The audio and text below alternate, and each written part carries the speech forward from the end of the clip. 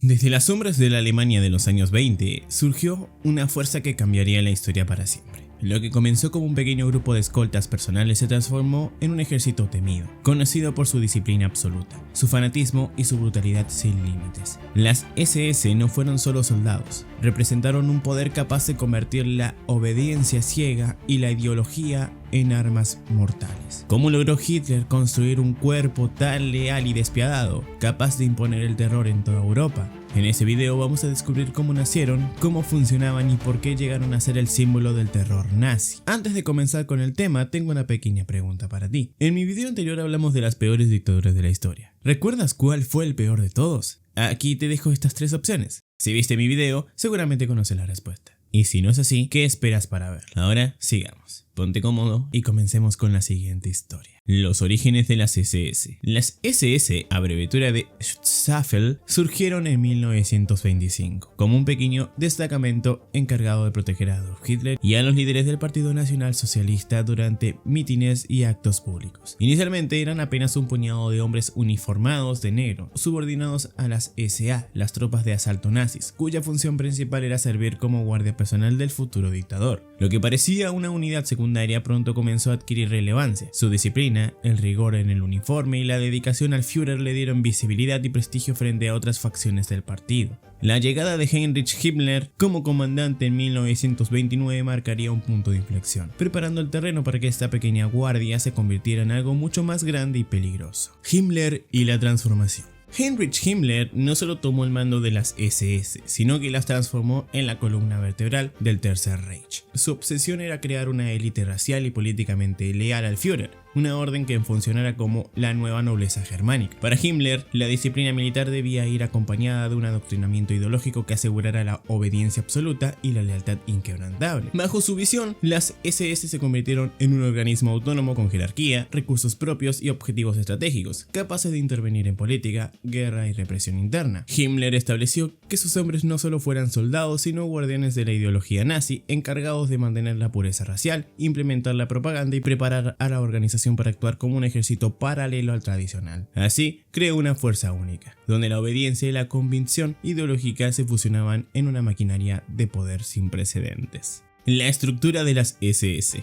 Las SS no eran una unidad única, sino un entramado dividido en varias ramas que respondían a diferentes funciones dentro del Tercer Reich. En primer lugar estaba la Allgemeine SS, encargada de la administración y la política interna. Este cuerpo aplicaba las leyes raciales, vigilaba a la población y actuaba como policía ideológica. En el plano militar estaban las Waffen-SS, las tropas de combate. Comenzaron como un pequeño grupo de élite, pero durante la guerra crecieron hasta sumar cientos de miles de hombres. Lucharon en los frentes más decisivos, como Stalingrado y Normandía, y se hicieron conocidas por su disciplina férrea, pero también por su brutalidad con prisioneros y civiles. La tercera rama era la más siniestra.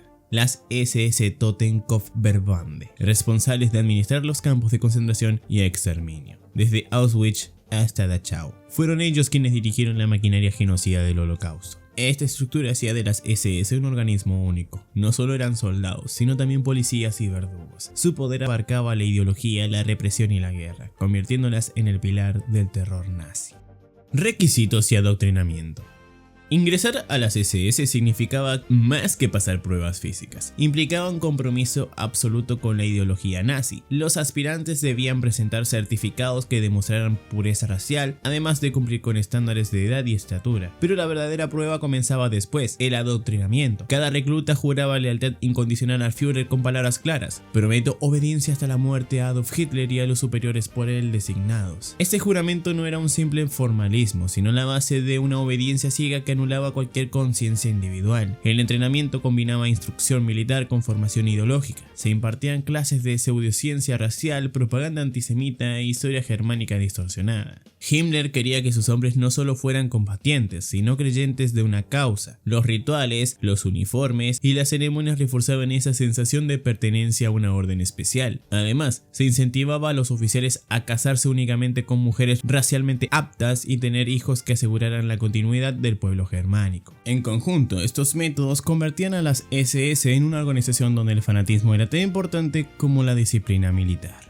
Antes de continuar, si te interesa este tipo de contenido y quieres descubrir más sobre la historia militar y los oscuros secretos del siglo XX, te invito a suscribirte al canal, activar la campanita para que no te pierdas los próximos videos. Religión, paganismo e ideología. La relación de las SS con la religión tradicional, especialmente el cristianismo, fue problemática. Himmler veía a la iglesia como un obstáculo para la consolidación ideológica del nazismo. Aunque admiraba la disciplina de los jesuitas, despreciaban los valores de misericordia y compasión que defendía la fe cristiana. Por eso impulsó la creación de un sistema de creencias alternativo, basado en un supuesto pasado germánico y en rituales paganos. El lugar más emblemático fue el castillo de Wewelsburg, donde se realizaban ceremonias destinadas a reforzar la identidad de las SS como una orden casi mística. Allí se celebraban bodas, juramentos y rituales que buscaban conectar a los oficiales con una tradición ancestral. Sin embargo, la mayoría de los oficiales veía estos rituales más como un acto de obediencia que como una verdadera fe. Aún así, reflejaba el intento de Himmler por desligar a los miembros de la SS de cualquier lealtad que no fuera al Führer y a la organización. Al final, la combinación de ideología política, racismo y pseudo-religión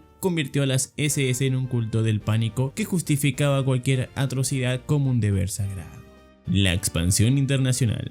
Con el estallido de la guerra, las SS crecieron más allá de Alemania. Las Waffen-SS reclutaron a miles de voluntarios extranjeros, especialmente de países ocupados como Noruega, Dinamarca, Holanda y Francia. Aunque muchos se unieron por convicción ideológica, otros lo hicieron por miedo, promesas de privilegios o simplemente por sobrevivir bajo el dominio nazi. Estos reclutas extranjeros, sin embargo, rara vez fueron tratados como iguales. Los alemanes reservaban para ellos las tareas más duras en el frente oriental, donde enfrentaron la brutalidad del ejército rojo. La propaganda intentaba presentar a las Waffen-SS como una fuerza internacional que defendía a Europa del comunismo, pero en la práctica era un instrumento de Hitler para prolongar la guerra. La participación extranjera muestra hasta qué punto las SS se convirtieron en un fenómeno transnacional. No eran solo alemanes fanáticos, sino también europeos que por distintas razones terminaron sirviendo en la maquinaria del Tercer Reich. Este aspecto les hacía aún más peligrosas. Su red de influencia se extendía más allá de las fronteras alemanas, arrastrando a toda Europa a la guerra y a la barbarie.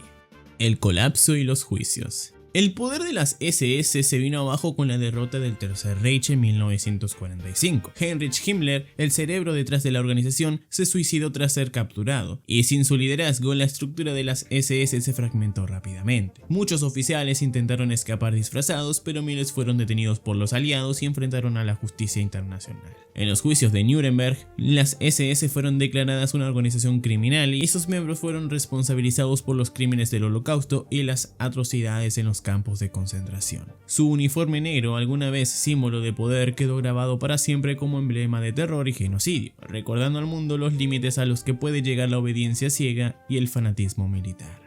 Más allá de los hechos, las SS nos enseñan una lección que trasciende la historia. Incluso estructuras organizadas y disciplinadas pueden convertirse en instrumentos de destrucción cuando la ideología radical y la obediencia absoluta se combinan. No eran solo soldados o policías, eran el ejemplo extremo de cómo la manipulación y el fanatismo pueden moldear a personas comunes en agentes de terror. Estudiar su legado no es mirar atrás por curiosidad, sino comprender los riesgos del extremismo y la intolerancia hoy. Nos recuerda que la vigilancia, la conciencia crítica y la educación son los mejores armas para evitar que sociedades enteras repitan los capítulos más oscuros de la humanidad, recordando que su historia es también un compromiso con la libertad, la justicia y la responsabilidad colectiva.